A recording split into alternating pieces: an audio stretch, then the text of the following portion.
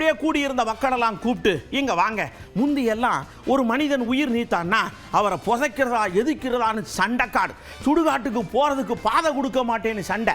ஆனால் இப்போ கொஞ்சம் மாறி போச்சு. நம்ம நல்லகண்ண ஐயா உடல் தானம் பண்ணாங்க மருத்துவக் கல்லூரி படிப்புக்காக.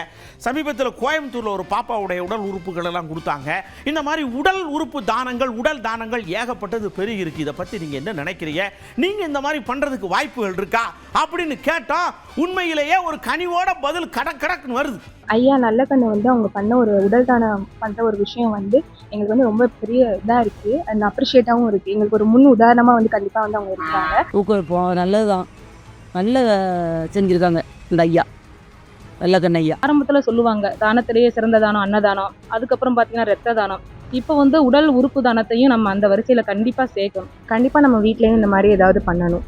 ஏன்னா அப்போ தான் வந்து நிறைய விஷயங்கள் இன்னும் வந்து சயின்டிஃபிக்காக கண்டுபிடிக்கல, அதுக்கான சொல்யூஷன்ஸ் கிடைக்கும். ஏன்னா மறுஜென்மம் அப்படின்னு இருக்கா இல்லையான்னு தெரியல, ஆனால் இந்த உடல் உறுப்பு தானம் மூலமாக கண்டிப்பாக அது இருக்குன்னு நான் நம்புகிறேன். சமீபத்தில் கேரளாவில் பத்தனந்திட்டாவில் ஒரு 10 மாத குழந்தை ஆலின் செரீன், அது வந்து வியக்கத்தக்க வகையில் அதனுடைய உறுப்புக்கள்லாம் தானமாக அவங்க பெற்றோர்கள் கொடுத்தது வந்து உண்மையே தெய்வமாக போற்றக்கூடக்கூடிய பெற்றோர்களாக இருந்தாங்க.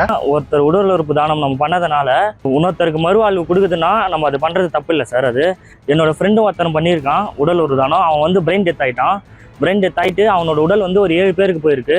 இதில் வந்து சிறுநீரகம் தானம் இருக்குது, கண் தானம் இருக்குது, பல்வேறு உடல் உறுப்பு தானம் இருக்குது. அதனால் அனைவரும் அது உடல் தானம் செய்யுமாறு கேட்டுக்கொள்கிறேன். உடல் உறுப்பு தானம் பண்ணுறதுக்குலாம் நிறைய மனப்பக்குவம் வேணும்.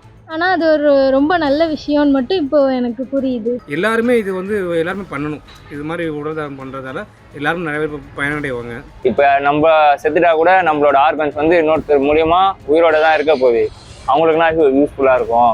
அதனால் அது பண்ணணும் சார். கண்டிப்பாக இந்த மாதிரி செய்வதால் அறிவியல் பூர்வமாக வருங்கால சந்ததிக்கு ஒரு அறிவுத்தன்மையை நம்ம கொடுப்பதற்கும் உடல் உறுப்பு தானம் வந்து பயனுள்ளதாக இருக்கும். நானும் உடல் உறுப்பு வந்து தானம் பண்ண போகிறேன். நீங்களும் பண்ணுங்கள், தெரிஞ்சவங்களுக்கும் சொல்லுங்கள். இதனால் வந்து பல உயிர்கள் வந்து நம்ம இறந்தும் வந்து வாழ வைக்கலாம்.